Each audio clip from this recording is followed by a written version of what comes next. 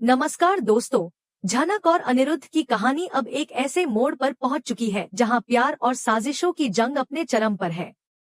अनिरुद्ध जो झनक के साथ अपने जीवन की नई शुरुआत करने की कोशिश कर रहा है, उसे यह अंदाजा भी नहीं है कि पीछे से उसके खिलाफ षड्यंत्रों का ताना बाना बुना जा रहा है। अर्शी अब पूरी तरह से सिद्धार्थ के प्रभाव में आ चुकी थी, जो हमेशा से ही अनिरुद्ध से जलन रखता था।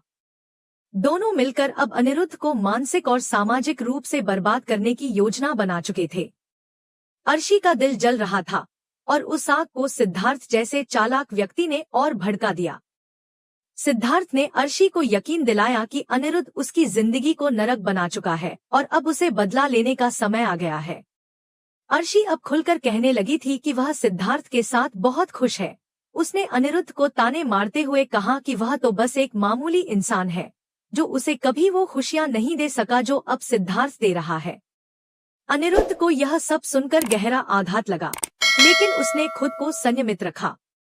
उसने कहा कि अगर अर्शी सिद्धार्थ के साथ खुश है तो उसे यह साबित करने की कोई आवश्यकता नहीं है, बल्कि वह चाहती है तो उसे खुशी खुशी अपनी राह चुननी चाहिए।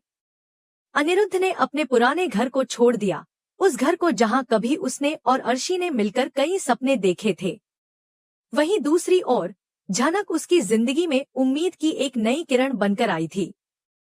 वह उसके साथ किराए के एक छोटे से मकान में रहने लगा था, जहां दोनों अपने भविष्य की नई शुरुआत कर रहे थे। अनिरुद्ध की नौकरी ही अब उनका एकमात्र सहारा थी। वह दिन रात मेहनत कर रहा था ताकि वह झनक के साथ एक सुरक्षित जीवन जी सके, लेकिन अर्शी और सिद्धार्थ ने उसके इस अंतिम सहारे को भी छीनने का मन बना लिया था। सिद्धार्थ के पास साधन थे, प्रभाव था और अर्शी की नफरत अब एक हथियार बन चुकी थी। एक दिन जब अर्शी ने अनिरुद्ध की नौकरी का जिक्र छेड़ा तो सिद्धार्थ ने बिना देर किए कहा कि अगर वह चाहे तो अनिरुद्ध की नौकरी का अंत कर सकता है। अर्शी ने उसके विचार को हवा दी और कहा कि यही सही समय है अनिरुद्ध को उसकी जगह दिखाने का। उसकी आंखों में बदले की आग थी, लेकिन वह इस आग में झनक और अनिरुद्ध के जीवन को झुलसाने की सोच रही थी।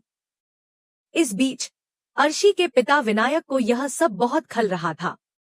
उन्हें लगने लगा था कि उनकी बेटी एक गलत राह पर चल रही है और सिद्धार्थ उसका इस्तेमाल कर रहा है। उन्होंने अपनी पत्नी सृष्टि को यह बात समझाने की कोशिश की, लेकिन सृष्टि खुद सिद्धार्थ के मोहपाश में बंध चुकी थी। सृष्टि ने अर्शी को समझाने के बजाय और उकसाया कि वह सिद्धार्थ के साथ आगे बढ़े। उसने कहा कि यह समय अर्शी के आत्मसम्मान को बचाने का है, जबकि वास्तव में वह अपनी बेटी को एक गहरी खाई में धकेल रही थी। उधर सिद्धार्थ अर्शी को भावनात्मक और आर्थिक रूप से अपने अधीन करता जा रहा था। उसने उसे इस हद तक अपने वश में कर लिया था कि अब अर्शी कोई भी निर्णय लेने में पूरी तरह असमर्थ हो गई थी। वह अब खुद को सिद्धार्थ के बिना अधूरी समझने लगी थी। झनक और अनिरुद्ध इस सब से अनजान थे। वे अपने छोटे से संसार में व्यस्त थे, लेकिन झनक को कहीं न कहीं यह आभास हो रहा था कि उनके जीवन में जल्द ही कोई बड़ी परेशानी आने वाली है। अनिरुद्ध की नौकरी अब खतरे में थी और अगर वह भी चली जाती तो उनके पास कुछ नहीं बचता। झनक की आंखों में चिंता थी, लेकिन साथ ही एक दृढ़ संकल्प भी था। वह अनिरुद्ध का सहारा बनना चाहती थी, चाहे जैसे भी हो। उसने तय कर लिया था कि अगर अनिरुद्ध की नौकरी जाती है तो वह खुद काम करके उनके घर का खर्च उठाने में मदद करेगी। वह जानती थी कि अनिरुद्ध टूट चुका है और अब उसे किसी ऐसे की जरूरत है जो उसका सहारा बने, उसका हाथ थामे रहे। बॉस की नजरों में भी अब अनिरुद्ध संदिग्ध बन चुका था, क्योंकि सिद्धार्थ के इशारे पर कई झूठी बातें फैलाई गई थी। अफवाहें, गलत मेल और काम की रिपोर्ट्स में गड़बड़ी जैसी बातें ऑफिस में चर्चा का विषय बन गई थी। अनिरुद्ध को खुद यह समझ नहीं आ रहा था कि उसके खिलाफ ऐसा माहौल क्यों बन रहा है। वह थक चुका था, लेकिन हार मानने को तैयार नहीं था। उसे झनक की आंखों में भरोसा दिखता था और वही उसे आगे बढ़ने की ताकत देता था। इस कहानी का सबसे दिलचस्प पहलू यह है कि जब प्यार और विश्वास एक साथ होते हैं तो वे हर साजिश को मात दे सकते हैं। आने वाले दिनों में यह देखना रोचक होगा कि क्या सिद्धार्थ वाकई अनिरुद्ध की नौकरी छीनने में कामयाब होता है या झनक की सूझबूझ और साहस उन्हें इस तूफान से निकाल लेती है। क्या अर्शी को कभी इस बात का पछतावा होगा कि उसने एक सच्चे इंसान को छोड़कर एक स्वार्थी व्यक्ति का साथ दिया? या फिर वह उसी रास्ते पर और गहराई तक गिरती चली जाएगी?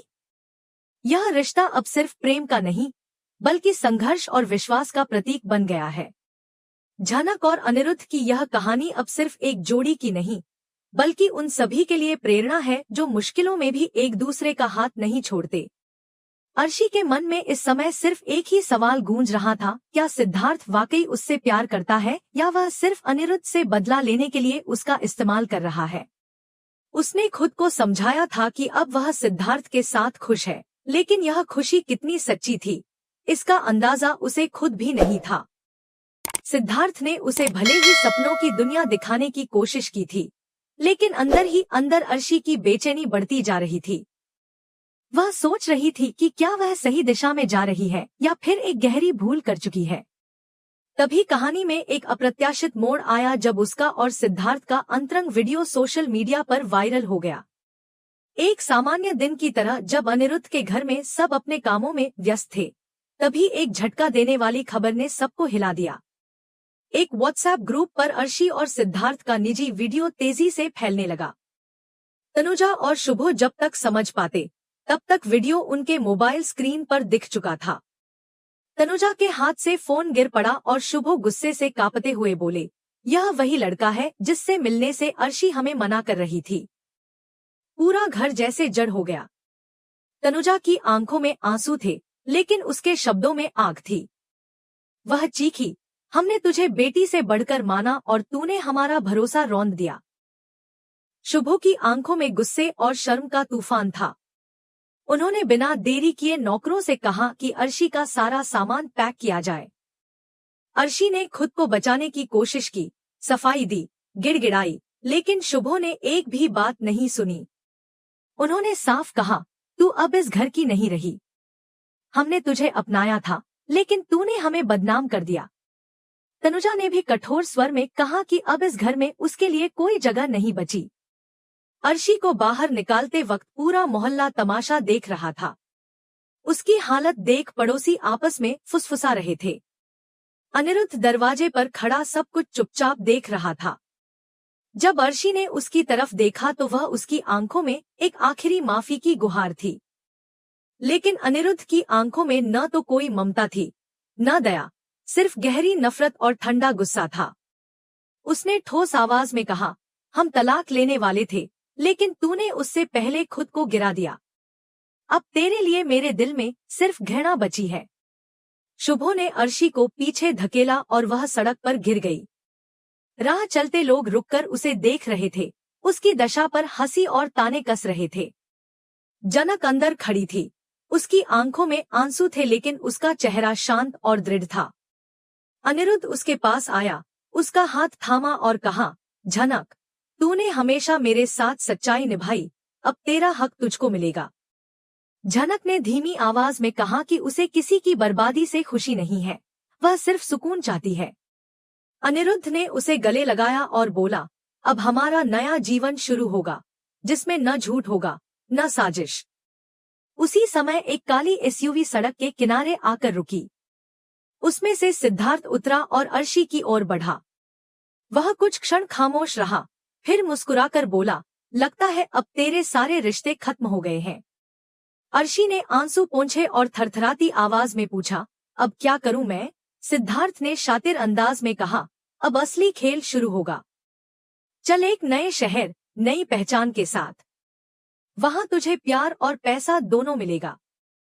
अर्शी ने थका हुआ सिर हिलाया और कहा कि अब उसके पास कोई और रास्ता नहीं है। वह खुद को टूटा हुआ महसूस कर रही थी और सिर्फ सिद्धार्थ का साथ चाहती थी। उसने कहा, मैं तुमसे बहुत प्यार करती हूँ। सिद्धार्थ ने उसे बाहों में लिया और दोनों वहां से रवाना हो गए।